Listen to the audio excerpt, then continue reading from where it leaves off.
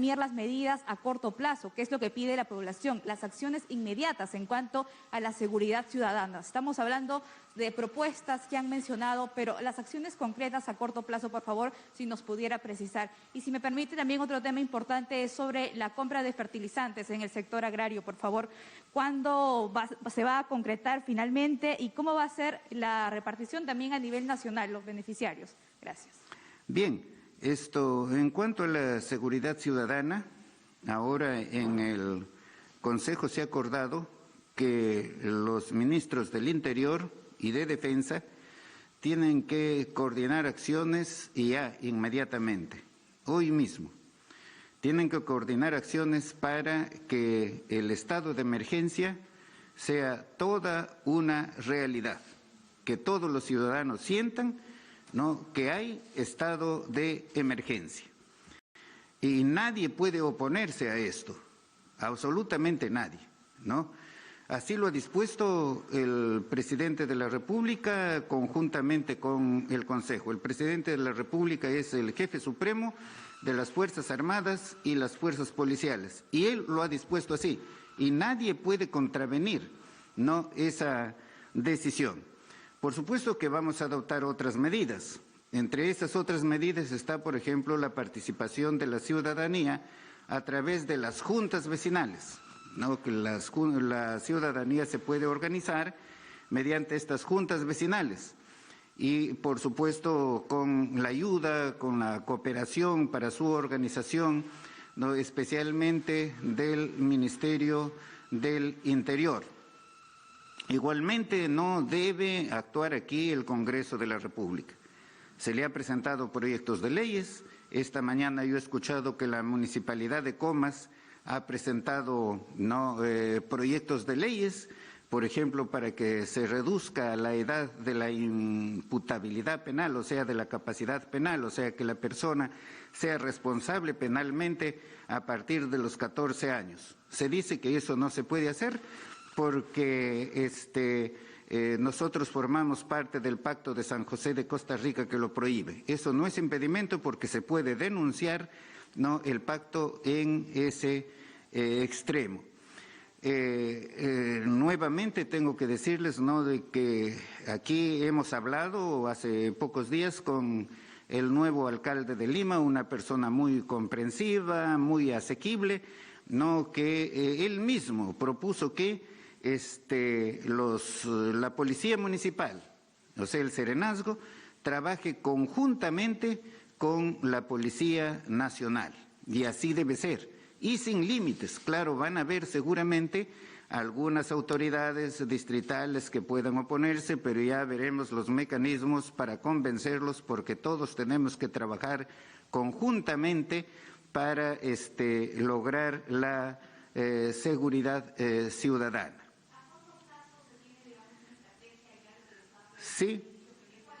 Sí, a corto plazo la estrategia no lo fija hoy día. Entiendo que hoy día mismo tienen una reunión el ministro del Interior y el ministro de Defensa, y mañana se debe estar ya viendo esos resultados.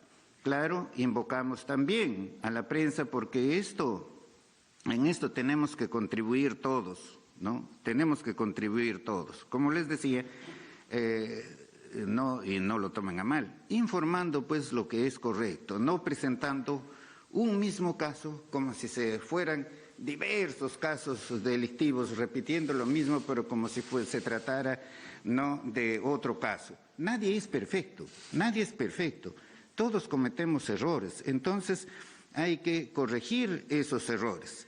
Como les decía, tenemos una delincuencia que se ha incrementado en nuestra capital y en otras regiones del país, y los delincuentes no se van a asaltar haciendo uso de sus puños, ni siquiera no haciendo uso de alguna arma blanca, armas de fuego, ¿no?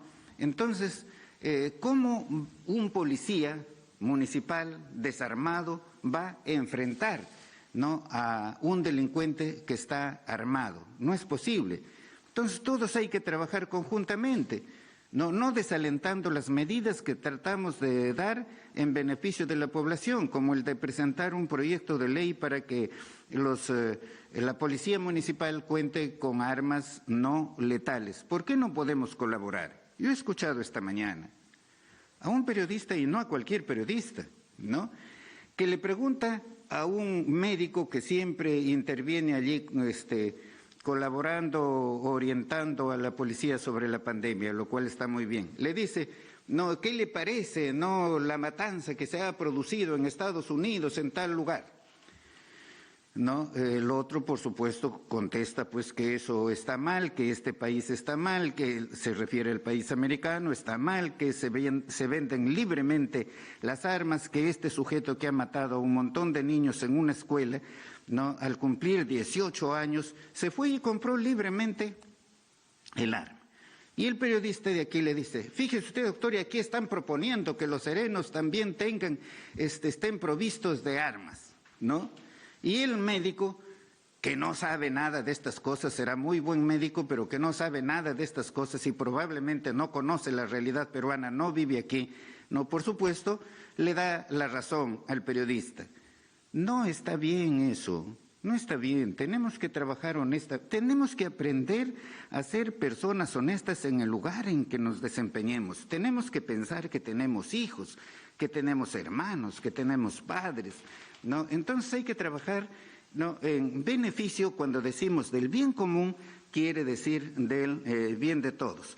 Pero nosotros vamos a intensificar este combate a la inseguridad ciudadana, incluso no en los penales. No se va a permitir que se estén cometiendo delitos que se organizan desde los penales, desde dentro de los penales, ¿no? ¿Cómo entran los celulares a los penales? ¿Solitos? No. Hay trabajadores en los penales, hay trabajadores administrativos en los penales. Entonces hemos acordado de que se tienen que realizar operativos, ¿no?, con relación a estos servidores para evitar que se siga cometiendo delitos desde los penales. O sea, hay una coordinación de acciones, no es una sola acción.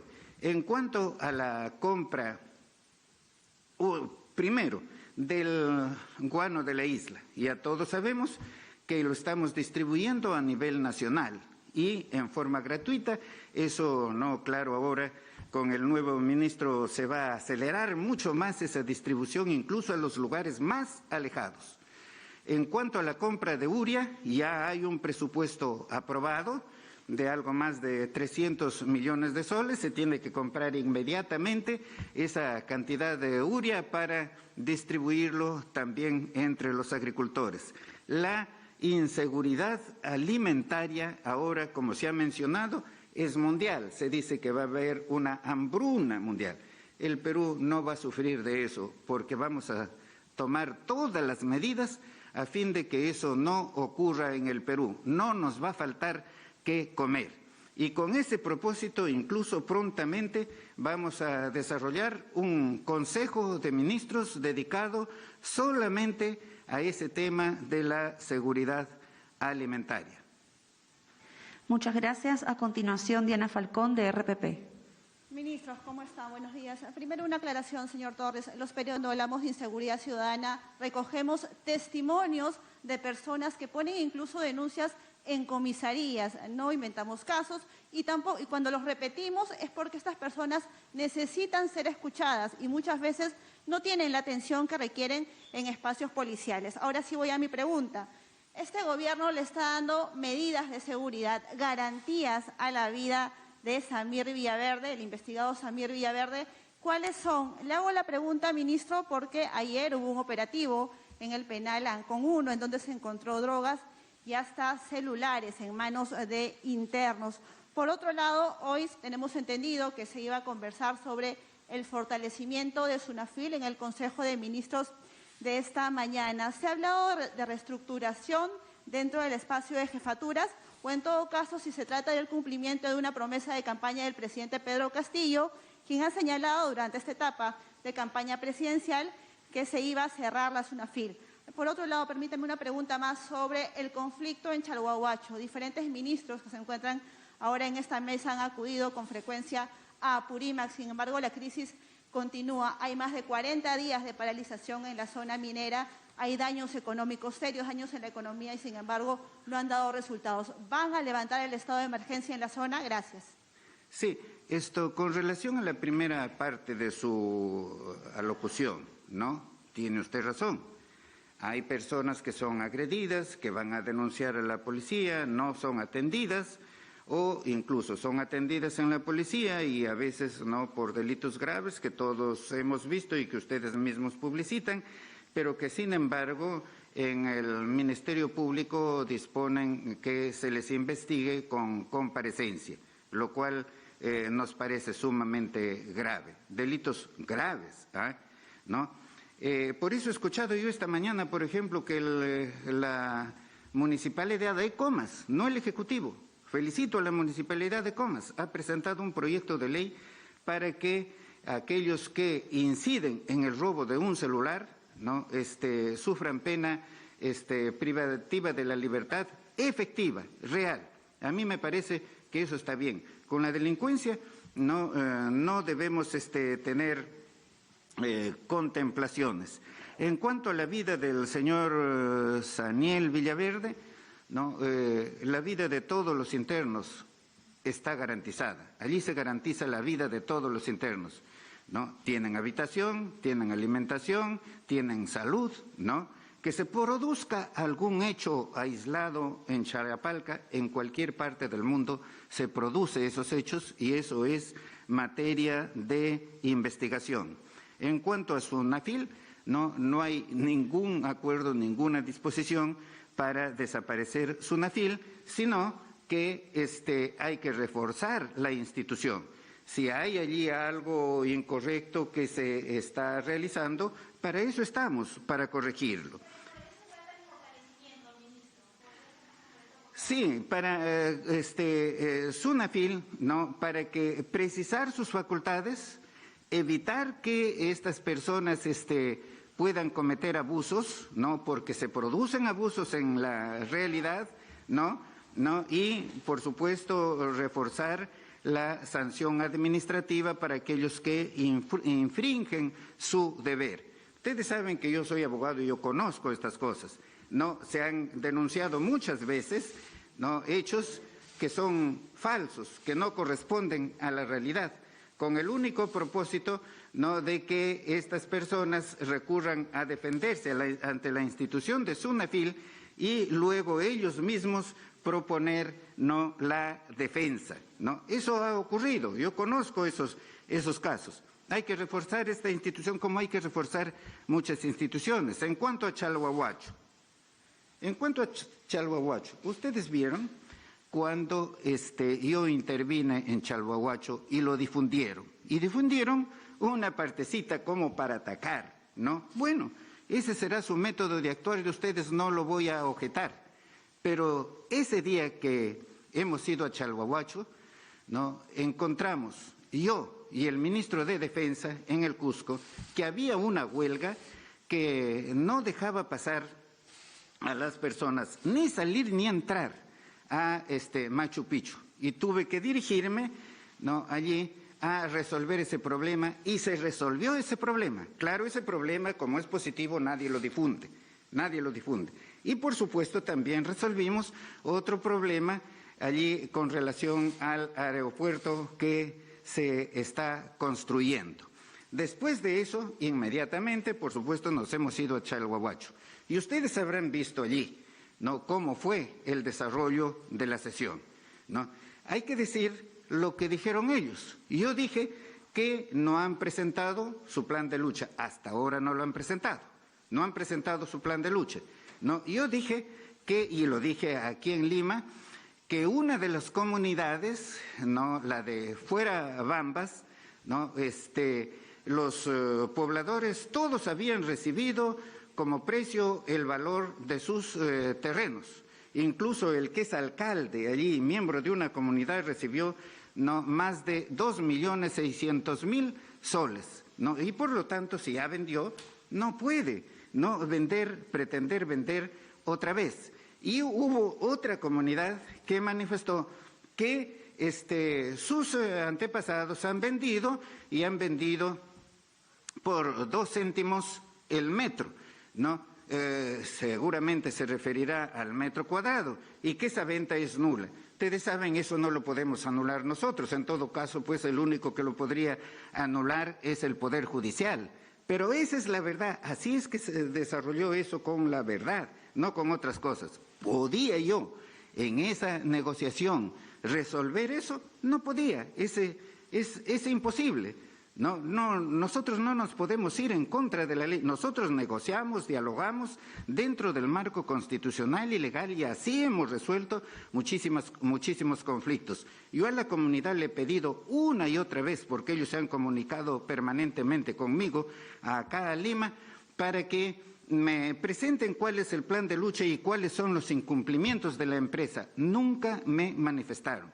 Por eso es que dije allí, no, que si hay incumplimientos de la empresa, que la empresa tiene que cumplir con sus promesas porque nadie tiene corona. Así es como se desarrolló ese hecho. Ahora ellos están negociando aquí, hay 2 ministros que están tratando con ellos, esperemos a qué solución llegan.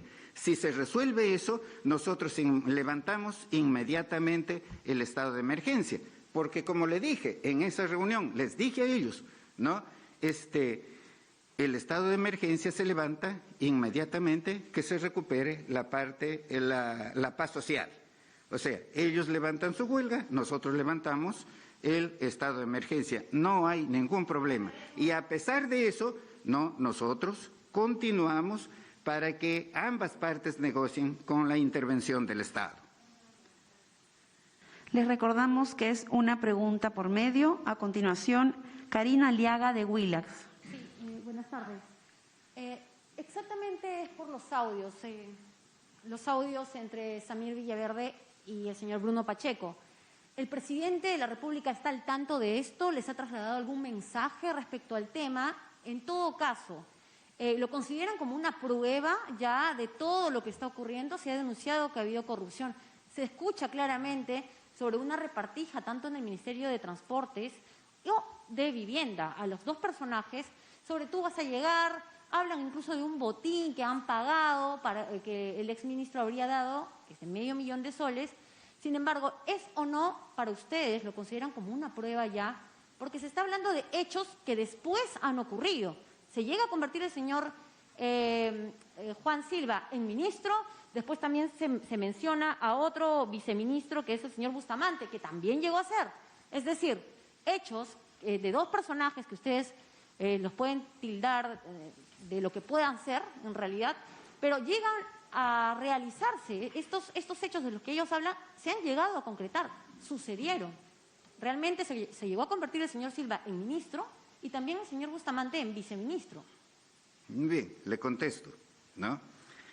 Esos hechos, que son conversaciones de terceros con relación al presidente, el presidente no es parte en esa conversación, son materia de investigación.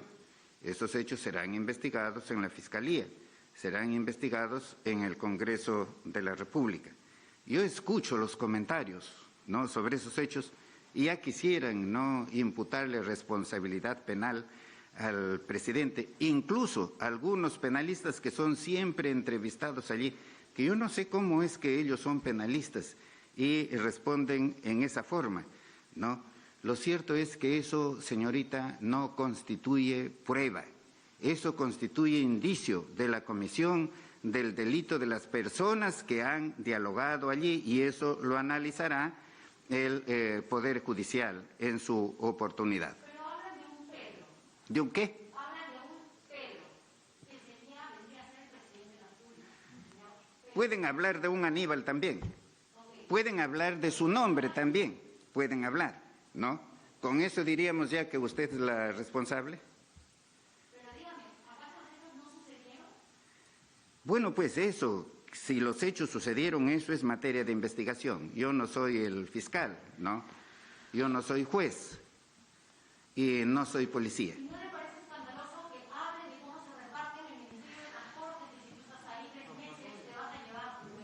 Sí sí me parece escandaloso. Si eso es verdad, se tiene que sancionar severamente. Continuamos con la pregunta de Gormalca de ATV.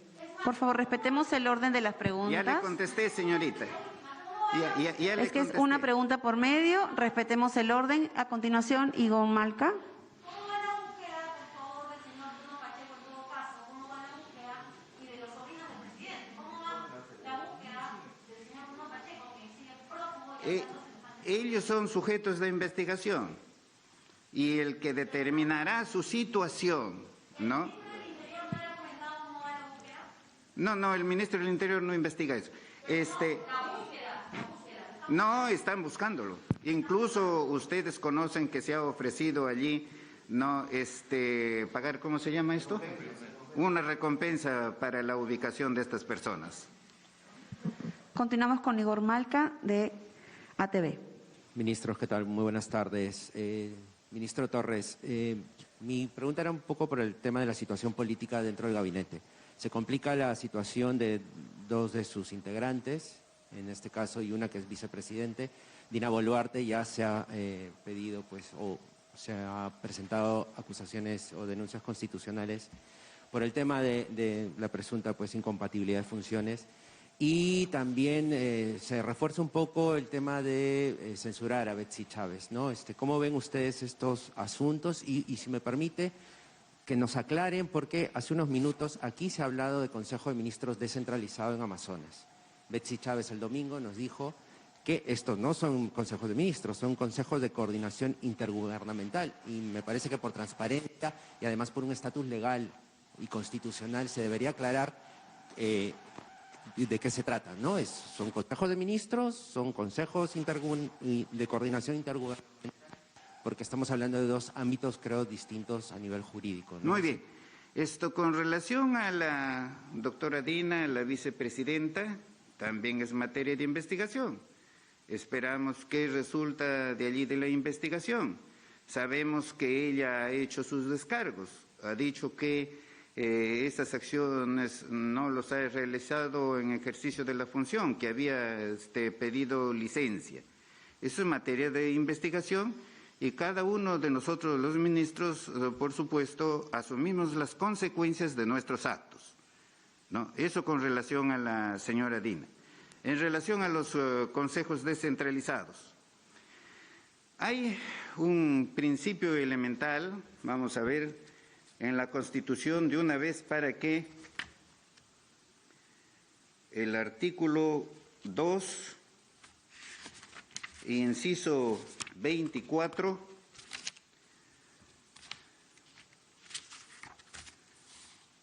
literal A, dice, ¿no? Toda persona tiene derecho, 24, inciso 24, a la libertad y a la seguridad personales. En consecuencia, nadie está obligado a hacer lo que la ley no manda, ni impedido de hacer lo que ella no prohíbe. La cuestión es que deben decirnos cuál es la norma que prohíbe hacer estos consejos descentralizados, que además están allí regulados en una norma específica. Lo que sucede es lo siguiente, que también allí se desvirtúa, pues, que dicen que nosotros hacemos política. ¿Qué política hacemos si allí intervienen de todos los partidos políticos? Intervienen los alcaldes, intervienen los gobernadores, intervienen representantes de la sociedad civil. Luego se dice que nosotros llevamos a gente, ¿no?, allí que son seguidores del gobierno. En absoluto, no hay nada de eso. ¿Cuándo han podido presentar, cuándo la prensa ha podido presentar, ¿no?, los ómnibus en cuales se lleve a esa gente como se acostumbra, ¿no?, en muchos casos, lo que llaman la portátil? No hay portátil, no hay nada de eso, ¿no? O que le daríamos quizás algún beneficio, algún tupper a estas personas. ¿Cuándo hemos hecho nosotros eso? Nosotros llegamos allí, no con un programa específico que se trata desde el día anterior, que se llama la previa, tomamos acuerdos, ¿no?, y trabajamos sobre la base de eso. ¿Qué estamos haciendo eso? Eso se llama democracia directa con participación del pueblo. Nosotros somos solamente, y no solamente nosotros del Ejecutivo, sino de los otros poderes, no, somos representantes de la población. El titular del poder soberano es la población. Entonces, ¿cómo no vamos a escuchar a la población? Tenemos que escuchar a la población, tenemos que escuchar al titular del poder, ¿no? O sea, a los representados, ¿no? Y en esa forma llevamos estos acuerdos. ¿Que hay gastos? Sí, es verdad, hay gastos. Pero ustedes han visto que nosotros estamos en grandes almuerzos, en grandes desayunos. A veces no almorzamos, a veces tomamos un refrigerio en el avión, o a veces sin almorzar llegamos aquí a Lima y continuamos con el trabajo aquí. Y recién vamos a nuestras casas y consumimos algo. En esa forma estamos trabajando. Sí, el ministro de Cultura quiere precisar algo. Sí, a lo manifestado por el Premier, que es absolutamente correcto, manifestarles algo, ¿no? Existe un decreto supremo que es el 050-2021 con el cual se regulan los consejos de coordinación intergubernamental, que les denominamos consejos descentralizados para que la población y las autoridades entiendan el sentido de que el Pleno, el Consejo de Ministros y el Presidente están trasladándose a la localidad. Son dos contextos jurídicos distintos respecto de esta organización. Uno es los consejos de ministros ordinarios que desarrollamos como el día de hoy, que se hacen a través del Reglamento de Organización y Funciones de la Presidencia y el Consejo de Ministros, y otros son los consejos de coordinación intergubernamental. Independientemente de la denominación, lo que estamos haciendo de manera descentralizada, como bien lo dice el Premier, es un acto de gobierno de democracia directa, de estar con las autoridades para recoger sus problemas y no, como en otras oportunidades o en otros gobiernos hacían, que las autoridades hacían cola para ver qué ministro los atendía.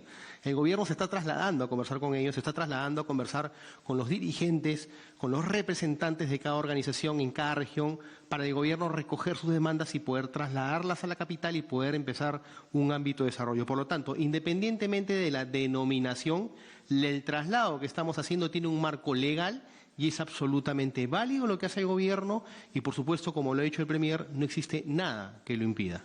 Gracias, Premier.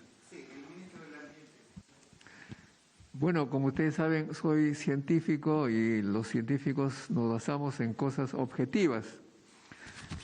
He escuchado en la prensa, pues, que en estos consejos de ministros descentralizados está la portátil, que solamente se deja entrar gente que está de acuerdo con el gobierno, etcétera. Pero los periodistas no han hecho su trabajo, digamos, de manera amplia.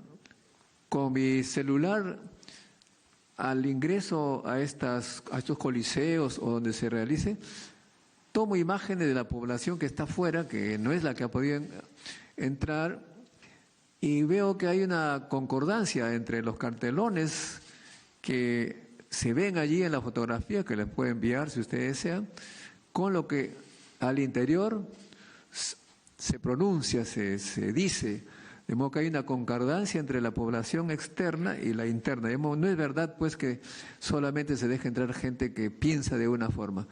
Es lo que quería precisar. Sí, yo quería complementar también allí. Creo que los medios de comunicación más bien tienen que apoyar estos eventos de encuentro entre su gobierno y la población. El día de el lunes estuve yo en Santa Rita Sur y Pampamarca, en contacto directo con la comunidad, atendiendo una situación especial de la zona. Eso, por ejemplo, también seguro que se va a decir en qué norma dice.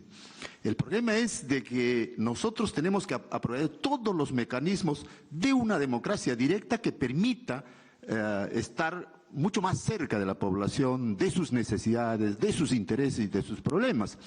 Por eso que la preocupación de buscar la situación de una norma específica respecto al tema, creo que pasa a un segundo plano porque nuestra intención es solucionar los problemas de la población y en esa medida creo que lo estamos haciendo muy bien teniendo en cuenta la disposición de nuestro propio presidente de la República. Muchas gracias.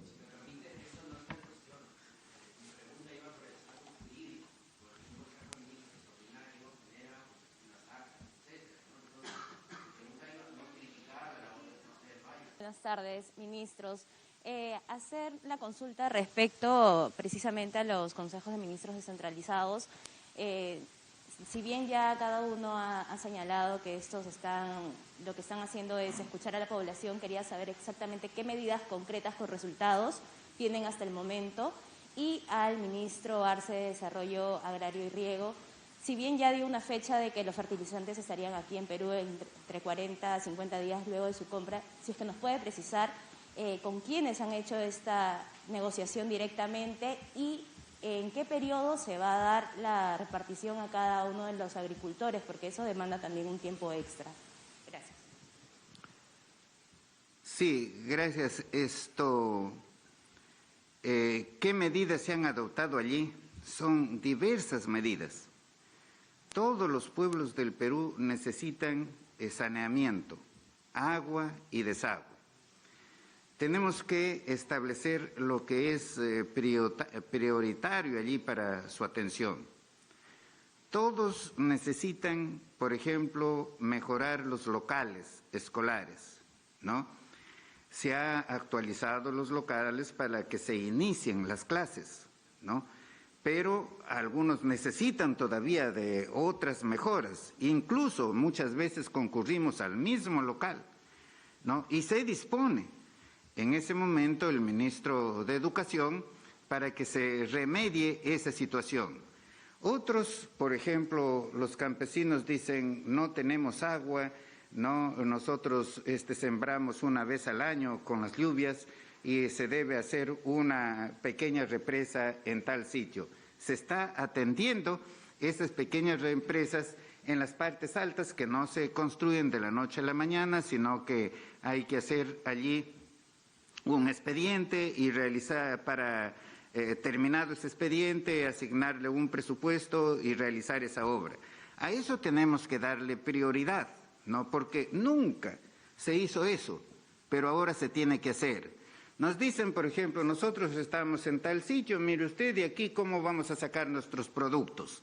Tenemos que atender esa vía de comunicación, que no puede ser una autopista, por supuesto, ¿no? Pero que sí es, por ejemplo, una trocha para que ellos no de allí puedan sacar sus productos a una vía nacional y conducir esa producción a los mercados nacionales y a veces, si es posible, por supuesto, no incluso para que puedan sacar al extranjero. Y así por el estilo, son infinidad de obras que lo tenemos que atender de acuerdo a prioridades. No se podría atender el 100%, ¿no? Son falencias de 200 años de vida republicana y hemos encontrado un país destrozado, ¿no? Por ejemplo, en vías de comunicación, en cuanto a agua y desagüe, en la agricultura olvidada totalmente, ¿no?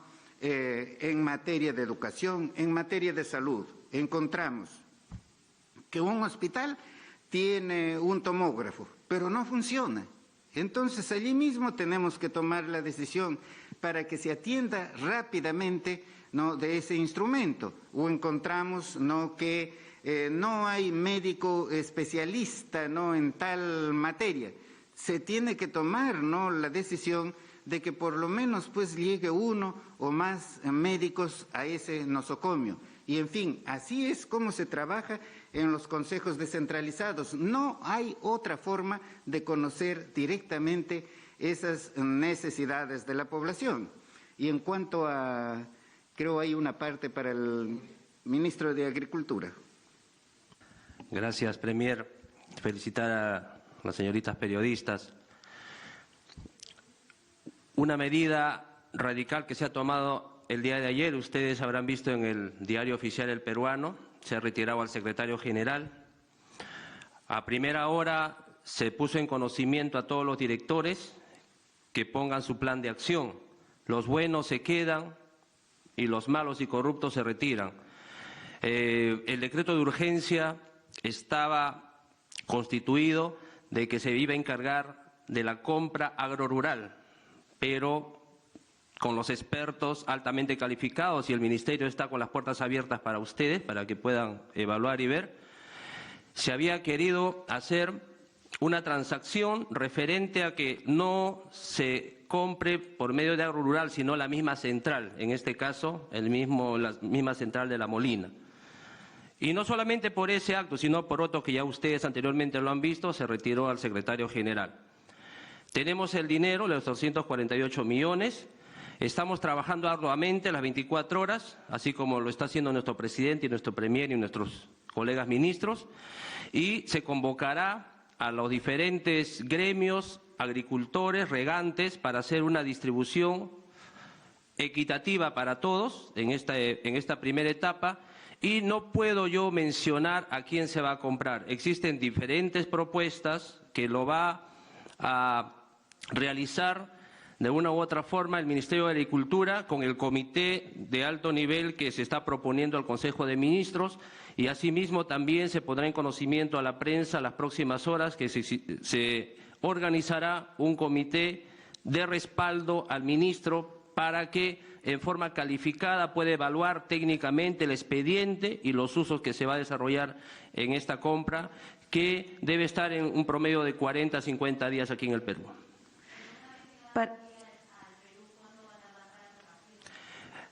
Estamos ya convocando, en el Ministerio me están esperando los diferentes agricultores, los diferentes gremios para coordinar, tenemos que hacer un trabajo conjunto. Para terminar, pregunta de María Laura Galindo, de Canal N. Buenas tardes, ministros. Buenas tardes, Premier. Esta pregunta es referente nuevamente a los audios que han sido difundidos. Hace falta, es cierto, que pasen por un peritaje y que se investiguen, seguramente así se hará, usted mismo lo ha pedido, que se haga con celeridad. Pero en estos, en principio, podemos escuchar lo que sería la preparación de una presunta captura de diversos ministerios. Exactamente se habla del Ministerio de Transportes y Comunicaciones y del Ministerio de Vivienda. Además de eso, también presuntos aportes a la campaña que habrían sido hechos por el exministro Juan Silva. Se habla de un monto de 1 millón. Seguramente se va a investigar, pero lo que queremos saber es si es que el presidente les ha comentado algo al respecto, en primer lugar, si es que lo ha hecho, y en segundo lugar, Premier, usted fue asesor legal del presidente durante el tiempo de la campaña, fue muy cercano a él, también, no solamente al presidente, sino también al partido. Incluso el día de la juramentación de los ministros, usted no juramentó, lo hizo después, ¿no? Quisiéramos saber qué fue lo que ocurrió allí estos días previos, cómo es que se dieron o se ocuparon estas carteras o estas designaciones, esto en aras de la transparencia. Sería bueno preguntárselo al presidente, pero hace más de 90 días que el presidente no da entrevistas a los medios de comunicación. Además de eso, aprovecho también para preguntarle si es que va a hacerlo y por qué no lo hace. No he participado en la designación de los ministros en el primer momento, ¿no? Sí lo he hecho, por supuesto, no desde que soy premier, no soy el que conforme a la ley tiene que proponer al presidente, el ministro o ministra, y de mutuo acuerdo se decide allí, conforme a ley, ¿no? Que por qué no juramenté en ese momento, no, y ya lo he manifestado en repetidas ocasiones. Yo nunca he querido ser ministro de Estado, yo le había dicho eso al presidente, que no puedo ser ministro porque yo tenía mi actividad privada, no podía abandonar mi actividad privada, pero me manifestó que lo acompañe como para asesorarlo ese día en la juramentación. Eso es lo que hice, terminó la juramentación y luego me retiré como cualquier ciudadano, ¿no? Pero luego el señor presidente insistió en que asumiera la cartera de justicia y frente a esa necesidad, que es una necesidad, así lo hice y así lo estoy haciendo, ¿no? Hasta la actualidad, sí.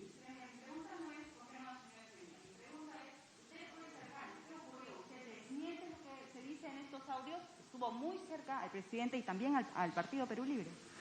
No estuve muy cerca, es verdad que lo asesoré en la campaña, ¿no? Eso es cierto, ¿no? Y no desde el inicio, sino creo que esto parece en la segunda vuelta, que era atacado ferozmente por la prensa y que todo el mundo lo conoce y que lo reconoce, ¿no? La OEA, lo reconoce la Unión Europea, ¿no? Entonces yo salí en defensa de ello y eso es lo que hice, lo defendí políticamente en los medios, pero en la toma de decisiones sobre el programa de gobierno o sobre la elección de los ministros, yo no he tenido participación. Incluso allí se debatió esto de que le llamaban al presidente comunista y yo soy de la provincia de Chota y allí el comunismo no ha tenido entrada, ¿no? El senderismo no ingresó a la ciudad de Chota o a la provincia de Chota. ¿Por qué no ingresó? No ingresó porque existían las rondas campesinas y las rondas campesinas no permitieron que ninguno de sendero pusiera un pie allí en esa región. Y entonces defendía el presidente en ese sentido de que no es comunista, y así fue, ¿no? Sí, él promovió la Asamblea Constituyente y yo estaba de acuerdo con eso, con la Asamblea Constituyente, pero una vez que asume el cargo, ya la situación cambia. ¿Por qué cambia? Porque siendo presidente lo es pues de todos los peruanos, de los que están a favor y de los que están en contra de la Asamblea Constituyente. Por eso es que no se ha promovido eso. Hasta que se comienzan a realizar estos consejos descentralizados y la población reclamaba insistentemente eso y lo sigue reclamando. Entonces nosotros teníamos que recoger la petición de la población porque para eso es estos consejos descentralizados y presentamos el respectivo proyecto de modificación del artículo 206 de la Constitución al Congreso, lo presentamos. El Congreso resolvió y ustedes saben también cómo declaré que allí terminó para el Ejecutivo eso, ¿no? Allí terminó, desde ese momento ni el presidente, ni el que habla, ni los ministros estamos promoviendo la Asamblea Constituyente, porque el gobierno es un gobierno de todos los peruanos. Pero eso no quiere decir que los otros partidos, ¿no? Que los otros partidos o la población no tenga el derecho de promoverlo, como lo están haciendo. Lo están haciendo los que están a favor de la Constitución y lo están haciendo los que están en contra. Ambos grupos están recogiendo firmas, ¿no? Y eso es lícito, para ambos es lícito. El gobierno no puede estar a favor de uno u otro. En el Ejecutivo no estamos haciendo eso. ¿Ya?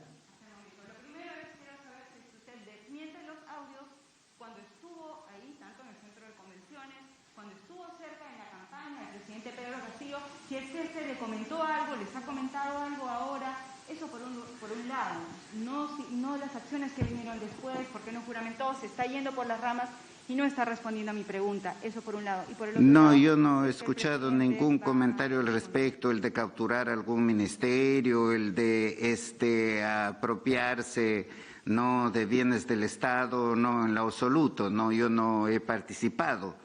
No, en eso. Yo lo que he participado es lo que le he explicado. En esa actividad he participado. He participado en la defensa, por ejemplo, cuando se dedujeron las demandas sobre nulidad de las elecciones, sobre fraude en las elecciones, con un conjunto de juristas, los más grandes que ustedes conocen y que consideran como tales, y toditos perdieron todo y ninguno ganó un solo proceso judicial.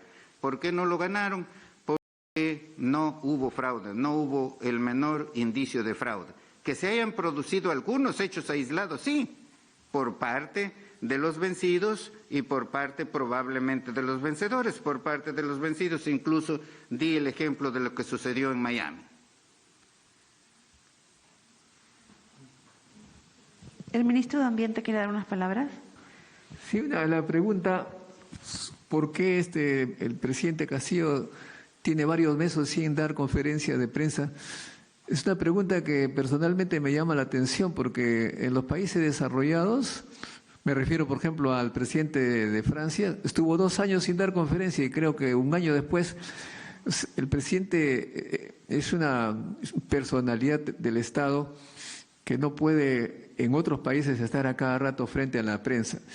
En lo que a mí corresponde, a veces me da temor responder las preguntas de los periodistas porque les converso 20 minutos y sacan una frasecita como para utilizarlo contra uno. Es decir, no es una prensa, no veo una prensa objetiva que informa lo que hemos hablado, sino más bien parecen querer utilizar el discurso para sacar algo y convertirlo en, no sé, en cualquier cosa menos un hombre que está dando informes sobre su tarea. Creo que la prensa debe tener más cuidado porque de lo contrario efectivamente vamos a tener temor muchas veces de dar conferencias de prensa o entrevistas. Hay que ser objetivos, hay que ser completa la información. Muchas gracias. De esta forma damos por concluida la